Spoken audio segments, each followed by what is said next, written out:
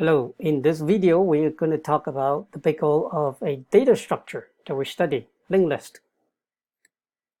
So far we've always talked about performance on individual functions.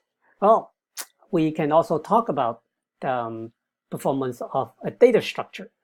Now, more specifically, we're going to be analyzing the performance of each of the operations that the data structure supports. And in terms of, what is the input size? Well, the input size in this case is really how many things are stored in the data structure. So that would be our N. So let's look at both the linked list first, and then order linked list. So for linked list, what is the first function is the add function, add to head, right? What is the big O of head to head relative to the size of the data that is in the list? I think you should be able to figure this out. So pause the video and work on it. And it should be obvious that it's constant O of 1, right? Because we're always just putting things at the head. So it's the same amount of time regardless of how many things are already in the list. Okay, what about find data? You should also know this. Yes, this is very similar to linear search, right? So we're just on average we're just going through on average we're going to go through half of the list to find the data, but that's, as we've seen, it's O of n. And worse, we're going to search the entire list and we didn't find the data, so that would be again big O of n. And as we said before, even though we might return as soon as we find it, so at times we might be faster, we're not worried about that case in terms of big O.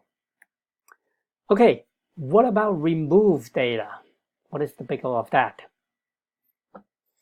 All right, so if you look at what remove data does, it's going through the list. It follows the next pointer, right, starting ahead and go to the next one, the next one, next one, until it finds the data that matches. And then in that case, it will remove it, and then it's done. Otherwise, it keep going until the end, and it couldn't find it. So this is actually very similar to find data. And so at worst, it's going through the entire list. And so again, that's big O of n, linear. All right, so that's the field operation in linked list. What about ordered linked list? And remember, the major difference in ordered linked list is if we're keeping things in sorted. So, and we do more work in add data. So what is the big O of add data? Well, instead of always adding it to the head, we now have to find the right place to insert the data. So the right place could be at the beginning, somewhere in the middle. In the worst case, it's at the end, right?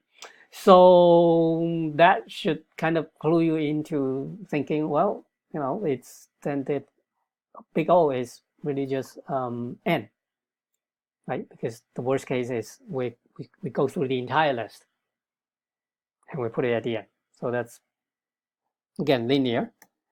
So what about order list, linked list of find?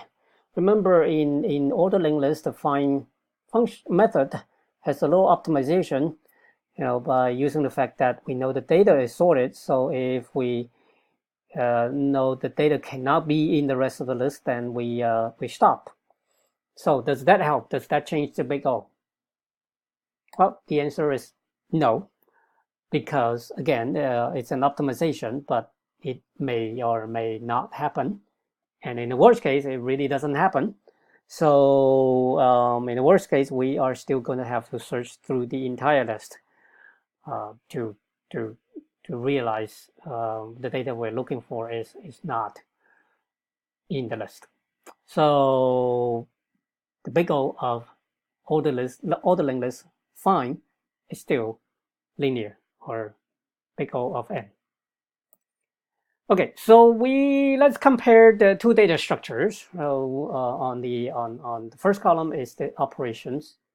I kind of lump the linked list add to the head, a tree that kind of has it's the same as the order linked list add. Okay, and then find, they both support find. The order linked list find is slightly different, but in terms of big O, it's the same. Remove, the order linked list didn't implement its own remove, so it just inherits whatever the linked list remove does.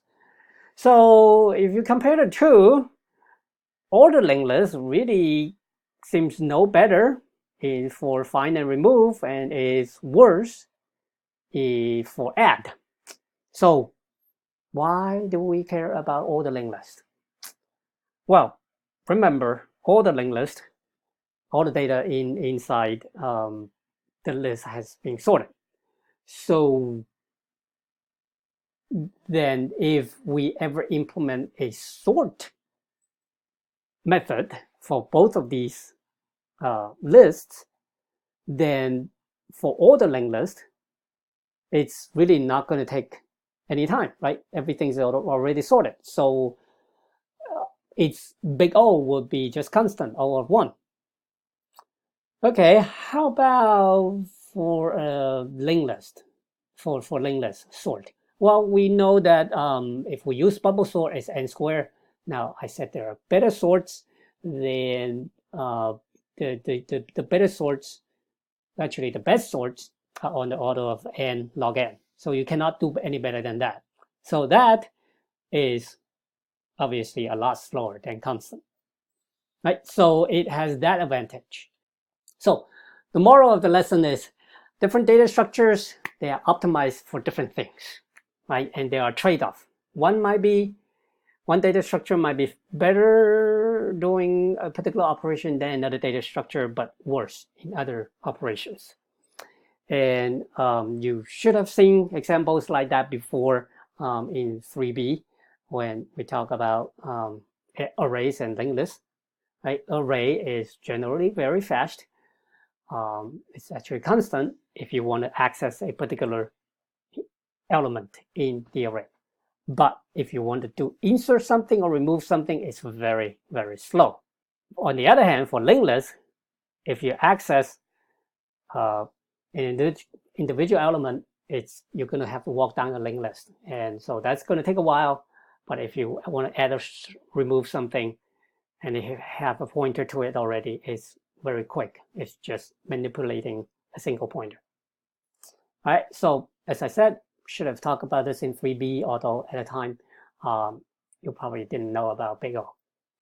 For whatever project that you're going to be working on, what data structure you choose kind of depends on what you want, what the project needs, right? And the kind of the general guideline is you want to pick a data structure. If you have to know what is your most frequent operation, and then you pick a data structure that is fast, that is optimized for your most frequent operations.